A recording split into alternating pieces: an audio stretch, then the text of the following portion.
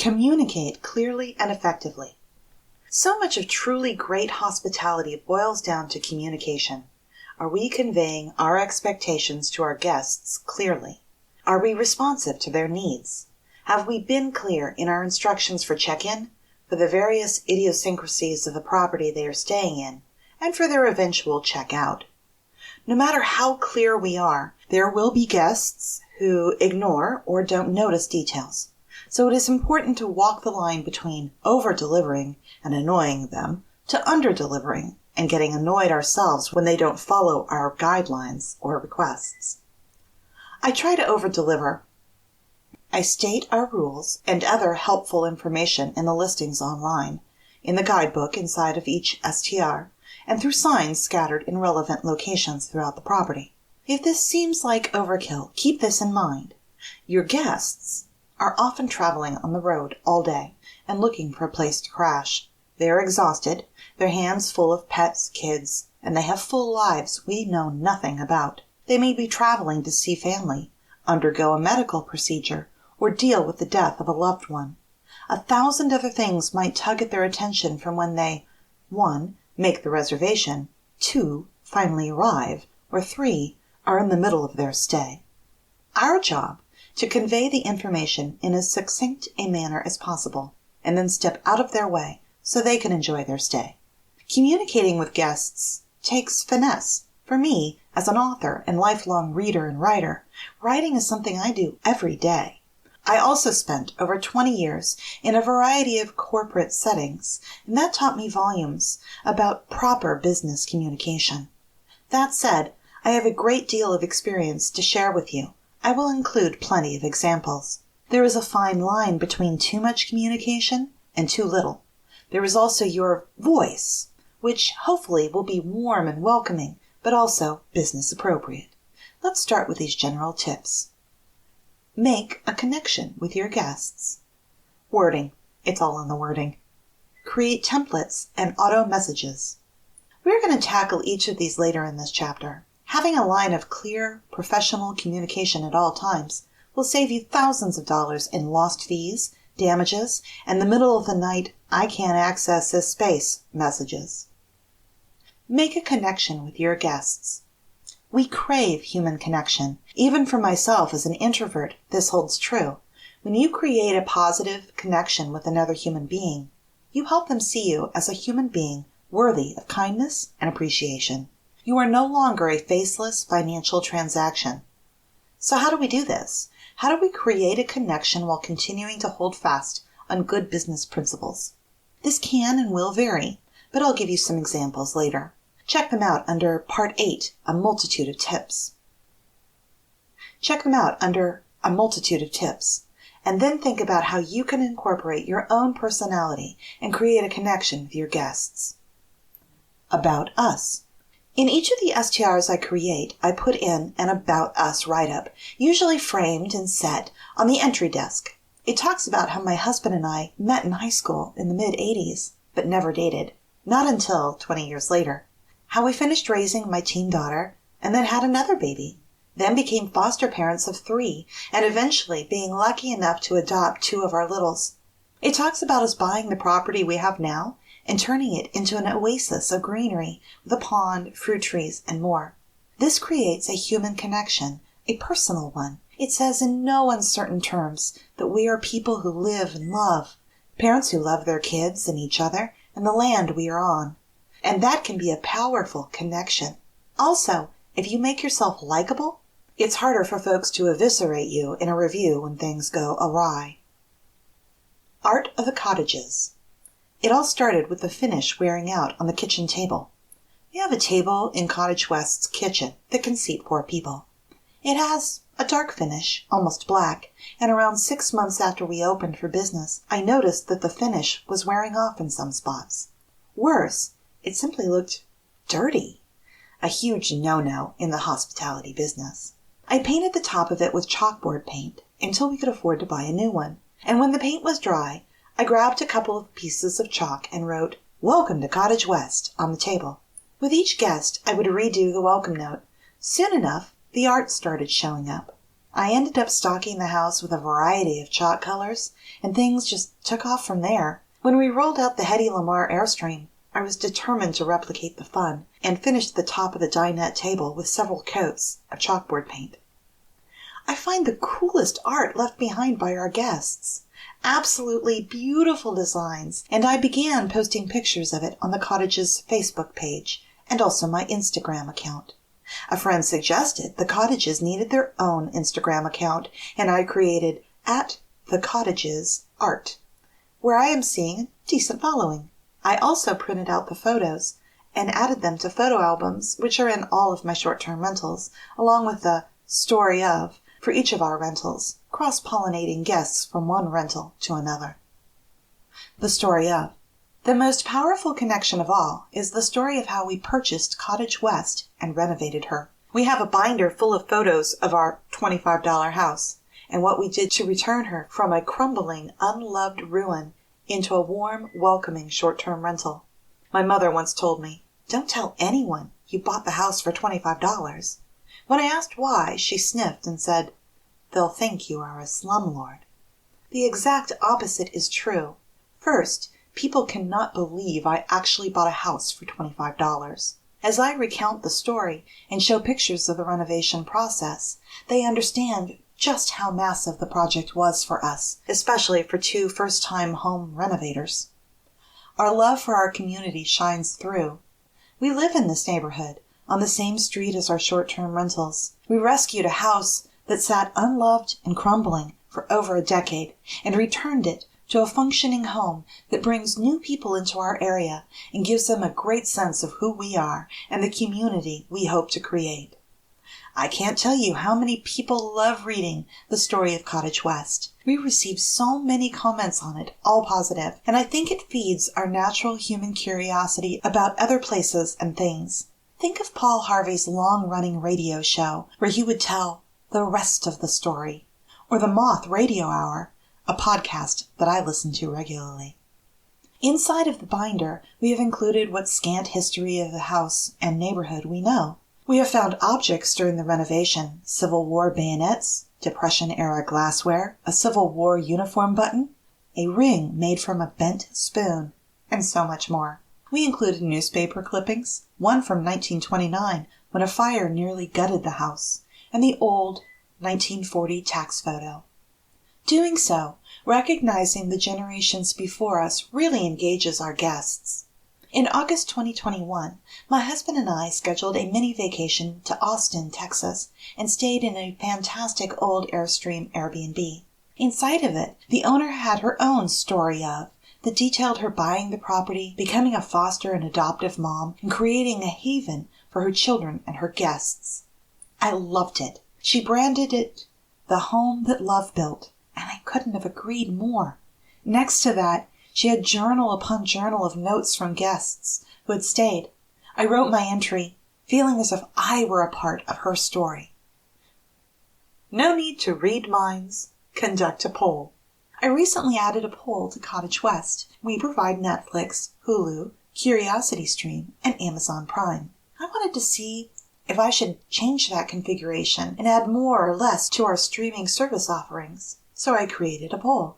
This serves two purposes, really. For one, it allows me to collect opinions and get meaningful data on what folks are watching. For two, it shows a willingness on my part, their host, to provide them with the entertainment they want. Yet another indicator of hospitality. Wording. It's all in the wording. How can you communicate effectively and positively with a guest? It is all in the wording.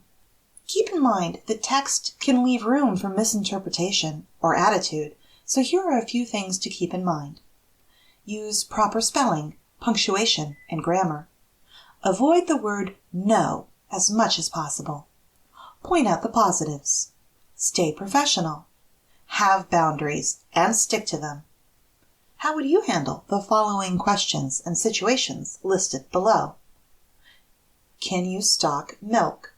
A potential guest reached out and asked, "I see you list the kitchen as fully stocked. I'm a big milk drinker. Will you stock plenty of milk for me?" Phew, let's unpack that for a moment. A milk drinker. Okay, Is that cow's milk, oat milk, almond, soy, whole milk, skim, something in between? How much do you consider plenty? A quart? A gallon? What? I wrote back, we provide basic cooking supplies, flour, sugar, coffee, spices, anything that is non-perishable. However, I am happy to direct you to several grocery stores that are just a few minutes' drive away. No, I didn't get that booking, and honestly, I was relieved.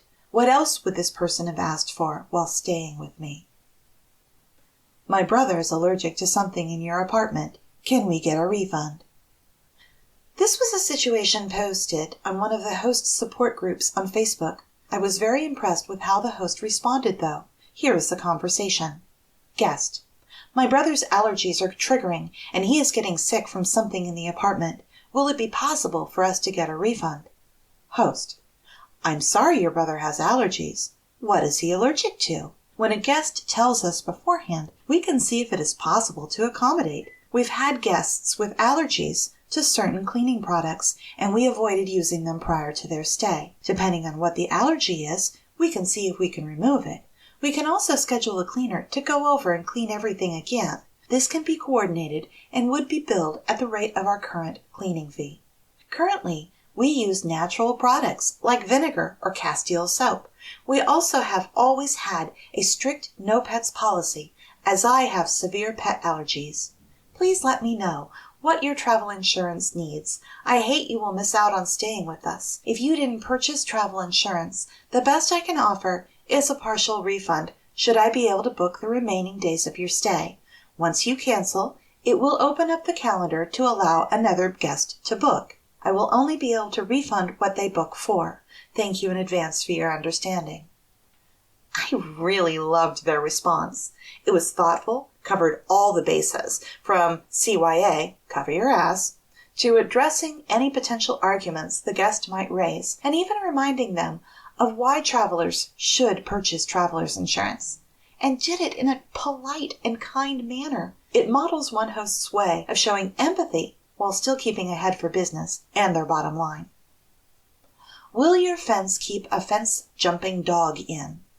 I will admit I laughed when I saw this question. As I've previously discussed, our properties allow dogs, but we expect the guests to be responsible pet owners and keep their pets leashed when outside and keeping the inside mess and damage free. This potential guest didn't tell me exactly how large their pet was, but it didn't really matter, because if they were asking how tall a fence was, they hadn't realized that 1. The yard is shared with our house, even though it clearly states it in the listing, or 2. They fully intended to let their pet run loose through the yard. I'm sorry, but when you are traveling with your pet, it's simply good behavior to have them leashed unless told otherwise. I responded kindly but firmly, sticking to my listed rules. Hi, Anna. Thank you for your interest. Our fences are only 4.5 feet tall, but this is a shared yard, and we require all pets to be leashed for our and other guests' comfort and safety. No, she didn't book, and I was absolutely fine with that. Can we get a discount? A previous guest reached out to ask if he could get a discount on an upcoming stay. He noted that my prices had gone up and wanted to know if there was any wiggle room on that. Now, as I've already likely mentioned, and as you will see in my financial spreadsheets should you download them, my prices are rather competitive and often far lower than a certain neighborhood just to the north of me. I know that my particular neighborhood is not the best, although it is far from the worst, and that I'm targeting a particular guest, one who is looking for a reasonably low price. Yes, penny pinchers. I'm one myself, so I know my kind pretty darn well. The idea of discounting my properties further than I already have is not attractive to me. He had stayed before, and he could have signed up for my newsletter. The signs are everywhere, providing a link. If he had done that, he could have easily contacted me directly, and I would have provided him a direct booking rate that, while cheaper for him, actually makes me more money than going through one of the hosting platforms. But he hadn't, and I had no way of pointing him to that through Airbnb's messaging platform without violating their terms of service. Instead, I wrote, Hi, Mark. We have another Airbnb that is available at a lower price overall if you are interested. We just brought it online in late spring. It's a lot of fun and in the same location. Here's the link in case you are interested. And then I linked it to the Hedy Lamarr Airstream. You notice I didn't say no to him. I simply directed him toward a slightly cheaper alternative. If you don't have a second property to cross-promote, no worries. My backup options were, "Hi, Mark. Cottage West is already discounted by $20 below the going rate. Let me know if you're interested in booking. We would love to have you back." Or, "Hi, Mark. Thank you so much for thinking of us. Yes, unfortunately costs have gone up regarding cleaning fees. We pay our cleaners a living wage. After all, they work very hard. Let me know if you would like to book. We would love to have you back." Again, I didn't say no, but I also made it clear I would not cave. 2 days after Mark sent the inquiry, he came back and said, "Hey, Christine, thanks for sending the alternate option. Unfortunately, I don't think it will be big enough for our dog, Figgy.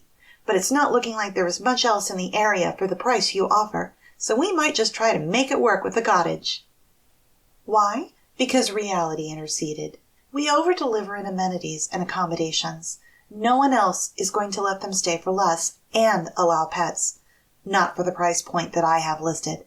My point in all of this is to suggest that you stick to your stated fees while over-delivering all the way. This is why Cottage West stays over 90% booked on average. The price is right, the reviews are stellar, and I over-deliver on quality for the price. Can we change the reservation dates? Guests occasionally have last-minute changes, and recently I received a trip alteration request. The guest was due in 4 days and was requesting to move their reservation to 6 weeks away. Now, occasionally a savvy Airbnb guest asks for an alteration request like this in order to circumvent your cancellation policy. For example, canceling just 4 days before my moderate cancellation policy means that a guest is entitled to a refund on cleaning fees only. If they were to reschedule on a date outside of the cancellation policy, 7 days or more, they could then receive a full refund.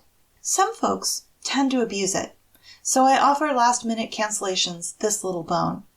"Hi, Susan. I'm so sorry your plans have changed. I was looking forward to hosting you." In cases like this, where a guest has a last-minute change to their travel plans, I ask that you cancel your reservation. If I receive a booking from a guest in your place, definitely possible due to our central locale, then I will reimburse any funds I would have received for your reservation. Guests tend to understand my reasoning. After all, they knew in booking what kind of cancellation policy I have and agreed to it, and my offer goes above and beyond that policy. I don't have to offer it, and in fact I don't unless they come to me and ask for it. A guest typically cancels, and then I put a note in my calendar to send them a refund if and when another guest books in their place. Why so much? Occasionally, you may alter your pricing down in order to fill a vacancy. I actually do this a lot in the off-season and on weekdays versus weekends. My pricing on Cottage West can fall as low as $60 per night.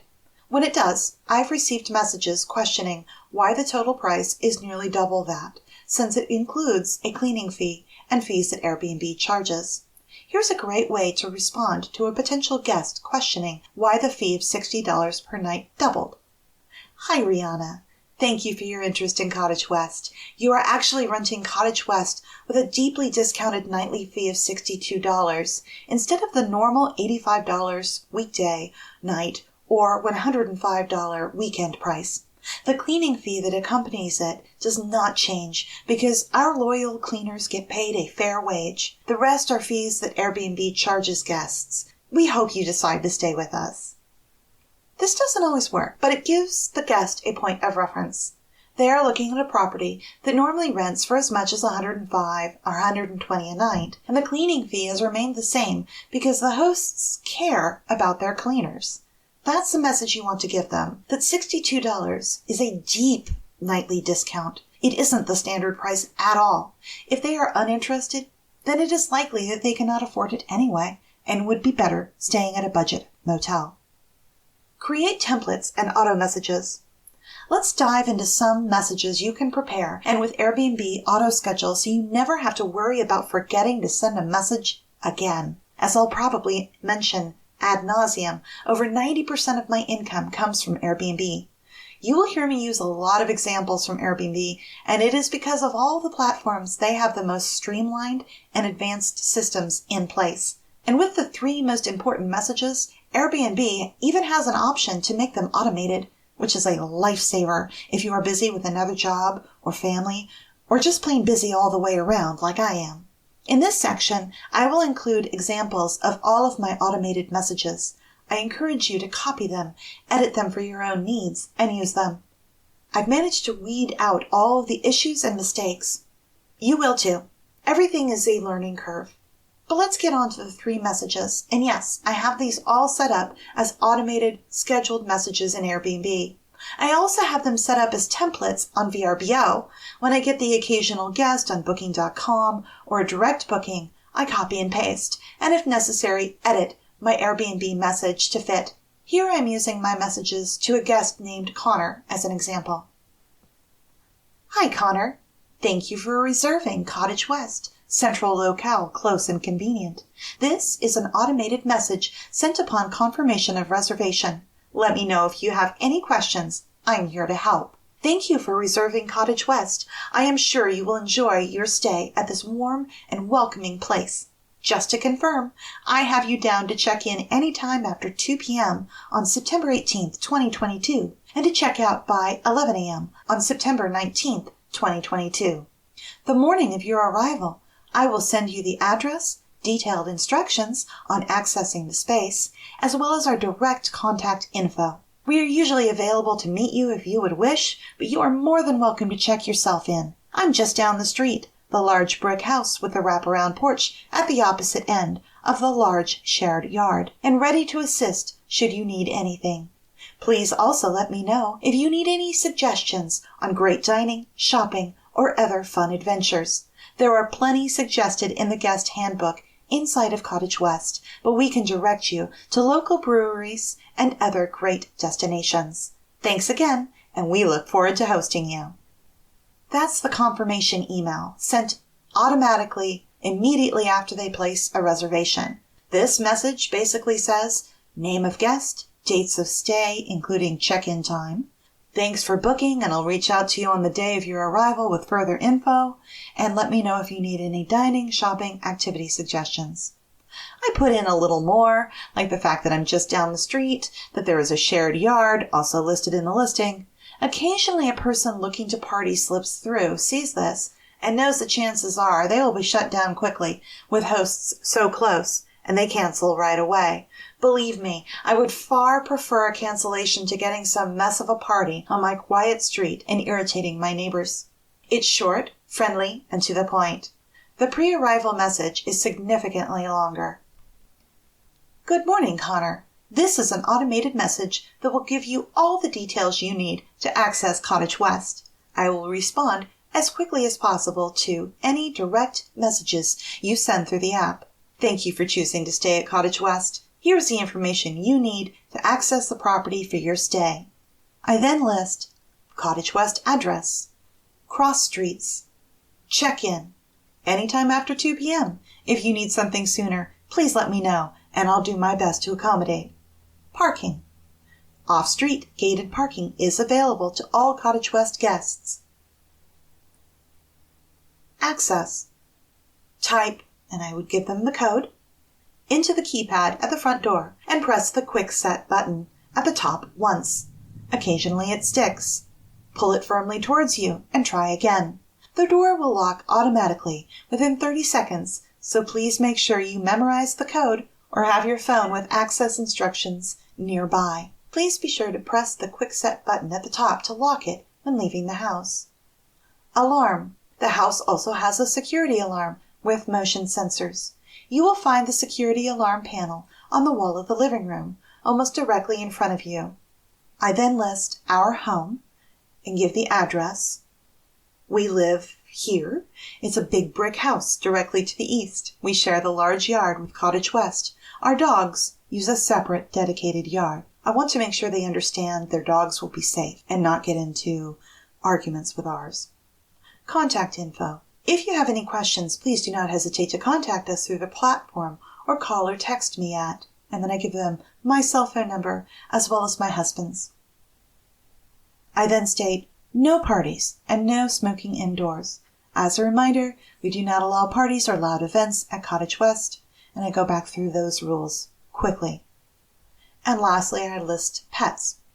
If you have any pets, please keep them leashed in the yard, as it is a shared space for us and for the Airstream guests who may also have pets. Thank you.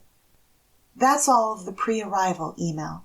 At 5 a.m. the day of their arrival, that message goes out. This is the longest of the 3 messages and contains the most important information. It's including the address of the property, the cross streets, the check-in time, the parking instructions, access instructions, our home address, contact info, reminder of rules, pet policy. It's long, I won't lie, but there is a certain level of CYA here that needs to be done so that Airbnb, or whatever platform you are on, knows you have communicated effectively with your guests and given them every piece of information that they need. Finally, we have a 3rd auto message that goes out. Good morning, Connor. This is an automated message sent the morning of checkout. Checkout is at 11 a.m. If you end up leaving earlier, please let me know so that we can arrange for the cleaners to come. Thank you for staying at Cottage West. I hope that your stay was peaceful and comfortable. Any used bath or kitchen linens can be set in the laundry basket in the hall. There is no need to strip any used bed linens. We will handle that. Please do not remake any beds used. And if you could please wash any used dishes, that would be fantastic. If you are in a hurry, don't worry about it at all. There is no need to set the alarm. We have been noticing difficulties with the auto lock feature lately, so just press the quick set button at the top to lock it when you leave the house. We would love for you to join our monthly newsletter. You will see the link to that in the note inside the property regarding saving money on future bookings. We hope you had a 5-star stay. Please don't forget to review. We are also very open to private comments on how we can improve the space for your return visit in the future. Thanks again, and safe travels. So the pre-departure email, also sent at 5 a.m. the morning of checkout, is relatively quick and to the point. It includes the checkout time, basic instructions, wording that encourages them to leave a 5-star review, and to direct any comments on how we can improve to the private comments section instead of the main review. And it also thanks them for staying with us and wishes them safe travels. A debate on one of the host Facebook groups recently arose about my timing for sending the checkout instructions. I send mine at 5 a.m. the day of departure, and according to some remarks, that would be a horrible time to send any correspondence to a guest who is on vacation. Fair enough, but 90 to 99% of my guests are one-night stays. Some come to visit the city, but most are driving through. If I send the checkout message the evening before, I'm often sending it before they have ever arrived, which feels weird to me and would likely be very confusing to the road-weary traveler. If I wait until a later hour, I get messages from the guests saying they have already checked out. The time I send the checkout instructions works for me and my guests, but not necessarily for others. Assess your guests. How long do they typically stay for? What is their reason for staying at your STR? Obviously, these are questions you won't be able to answer until you have hosted quite a few. Until that time, you may wish to prepare the checkout template and send it to them manually until you have a solid feeling for who your average guests are and what to expect.